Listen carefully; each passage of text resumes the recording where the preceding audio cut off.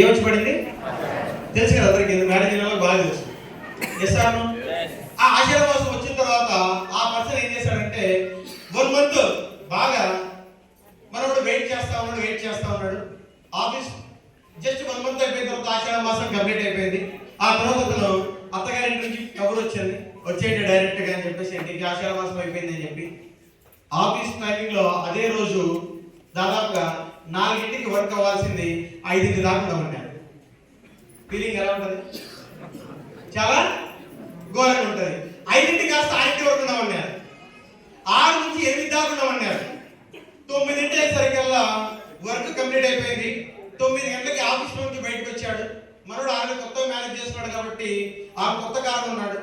ఆ టైంలో బయటకు వచ్చి చూస్తే పెద్ద వర్షం పడుతుంది. ఏం పడుతుంది? ఆ టైంలో మళ్ళీ అత్తారింటి నుంచి కబురు వచ్చింది, పర్లేదు వర్షం చాలా ఎక్కువ ఉంది కదా, రేపు మార్నింగ్ వచ్చేయన్నారు. మనోడు లేదు ఎట్టి పరిస్థితుల్లో నైట్ వస్తారని చెప్పేసి మనోడు జర్నీ స్టార్ట్ చేశాడు. ఎగ్జాక్ట్ గా ఆ సిటీ దాటి వాళ్ళ ఊరు దాటి 5 kilometers వెళ్ళేసరికి అంతా పెద్ద వర్షం ఎక్కువైపోయి ఆ వర్షం ఏమైపోయిందంటే ఆ వర్షంలో ఆ కార్ టైర్ పంచర్ అయిపోయింది. మీరు ఊహించుకోండి ఎలా ఉంటుందో సిచ్యువేషన్. ఆ మనోడు సేపు కార్లో కూర్చున్నాడు, వర్షం తగ్గుతుందేమో అని చెప్పేసి ఇంకా వర్షం ఎక్కువైపోతా ఉంది. ఇదే ఇలా అయితే కుదరదని చెప్పి జస్ట్ మనోడు ఏం చేశాడంటే కార్ నుంచి దిగాడు.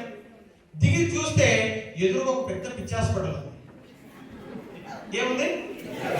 మనోడికి ఇంకా కాస్త భయం స్టార్ట్ అయింది.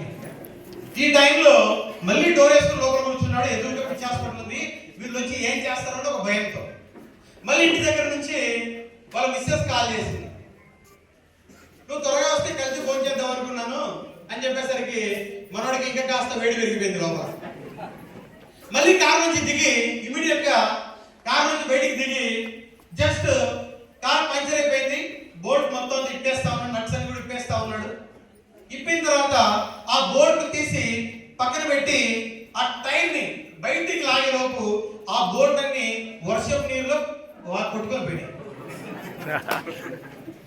ఆ టైంలో మనోడి బాధ ఎవరికి చెప్పుకోవాలి అర్థం కావట్లేదు. ఇదంతా ఆ పిచ్చి హాస్పిటల్లో నుంచి ఒక పర్సన్ బాగా అబ్జర్వ్ చేస్తా ఉన్నాడు. అబ్జర్వేషన్ చేస్తూ అరే యారు ఏం చేస్తున్నావు అని అడిగాడు. మరి బాబు నా పని అయితే నేను చేసుకుంటున్నా, నీ పని అయితే నువ్వు చూసుకో, నాతో నీకేం పని అని చెప్పేసి సైలెంట్గా ఉన్నాడు. ఇద్దరు పలకట్లేదు, నేను పిలిచే మాటలు వినపడట్లేదు అని చెప్పి ఆ పర్సన్ పిచ్చి హాస్పిటల్ నుంచి బయటకు వచ్చి గేట్ దగ్గర నిలబడ్డాడు. గేట్ దగ్గర నిలబడి అరే యార్ నన్ను ఏమైనా హెల్ప్ చేయమంటావా అని అడిగాడు. పిచ్చోడికి ఏముంటది, వీడు వస్తే నన్ను కొడతాడేమోండి, నా పని అయితే నేను చేసుకుంటాను, నీ పని అయితే నువ్వు చూసుకో అన్నాడు. మళ్ళీ ఆ తర్వాత సరే చేసుకో అని అడిగాడు. మనోడు ఆ బురద నీటిలో వెతుకుతా ఉన్నాడు, మొత్తం అంతా కూడా చేతులు పెట్టి అలవాటు వెతుకుతా ఉన్నాడు. ఒక్క నట్టు బోల్ట్ కూడా దొరకలేదు మనోడికి. టైర్ ఏమో బిగించేశాడు. ఆలోచన చేస్తా ఉన్నాడు. ఆలోచన చేస్తా ఉంటే ఆ పర్సన్ ఒక మాట అన్నాడు, ఇంకేం చేస్తున్నావు ఇక్కడ నుంచి అంటే, నేను ఒక పెద్ద ప్రాబ్లంలో ఉన్నాను, నేను ఒక ఊరు వెళ్తున్నాను, ఆ ఊరికి వెళ్ళే టైంలో నా కార్ పంచర్ అయింది, ఆ స్టెప్ని మార్చే టైంలో ఆ బోట్ అన్ని వర్షం నీటిలో కొట్టుకుపోయాయి, మళ్ళీ ఆ టైర్ పెట్టేలోపు ఆ బోట్ అన్ని మరి ఎలా చేయాలో ఏం చేయాలో అర్థం కావట్లేదంటే, ఇంతేనా, ఇంత చిన్న ప్రాబ్లంకి ఎంత ఆలోచన చేస్తున్నావు అని అడిగాడు.